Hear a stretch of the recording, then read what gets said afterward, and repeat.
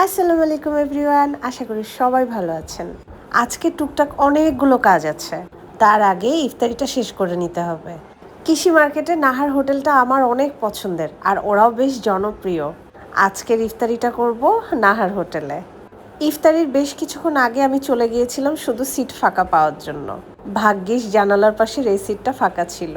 তার কিছুক্ষণ পরে এত লোক এসেছিল যে আর বসার জায়গা দেওয়া যাচ্ছিল না। আমি অর্ডার করেছিলাম জুস, ফালুদা আর হালিম।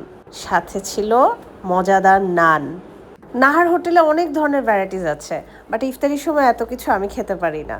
তারপর ইফতার শেষ করে চলে গিয়েছি কৃষি মার্কেটে। নিয়ে নিলাম মুচমুচে ফুচকা, সাথে নিলাম কালো জিরা।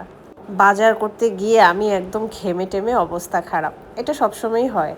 আরে আরে, এত সুন্দর এত কিউট বিল্লুটা, বাজারের সবাই ওর দিকে হা করে তাকিয়েছিল। বাজারে আছে হরেক রকমের আলু, লাল আলু, সাদা আলু, আর এই যে গাম্বুস গাম্বুস পেঁয়াজ।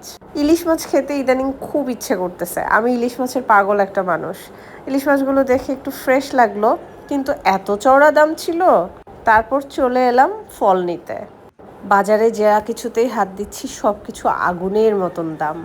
তারপরও যতটুকু নেওয়ার সেটা তো নিতেই হবে। আর এই হচ্ছে আমার ফেভারিট টক দই, যেটা দিয়ে আমি বাসায় স্পেশাল বোরহানি বানাই।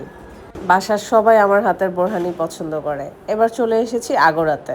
এই ছোট ছোট কিউট গ্যালানগুলো দেখতে এত বেশি ভালো লাগছিল। ক্যামেরাতে যদিও বড় লাগছে, কিন্তু বাস্তবে খুব ছোট এই গ্যালানগুলা। চলে এসেছি মাছ নিতে। লাইভ ফিশ কী কী আছে সেটা ঘুরে ঘুরে দেখছিলাম। একটা রুই মাছ পছন্দ হয়েছে, সেটাকে ধরে নিয়ে ওজন করা হচ্ছে। আরও ছিল ভ্যারাইটিস অনেক ধরনের মাছ। পাবদা মাছ আমার বরাবরই পছন্দ, নিয়ে নিচ্ছি বেশ কিছু পাবদা। আর এই যে লাইভ ফিশটাকে কাটিং করা হচ্ছে।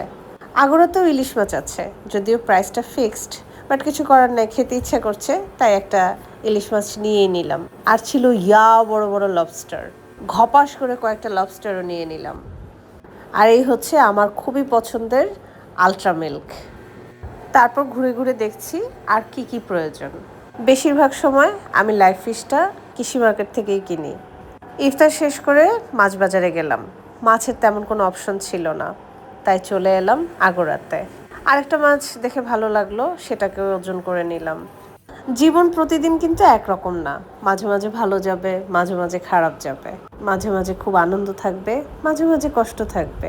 এর মধ্যেই জীবনকে চালিয়ে নিতে হবে। এই যেমন আজকে বাইরে ইফতার করলাম, বাজার করলাম, টুকটাক অনেক কাজ করলাম, আর আপনাদের সাথে সেটা শেয়ার করলাম।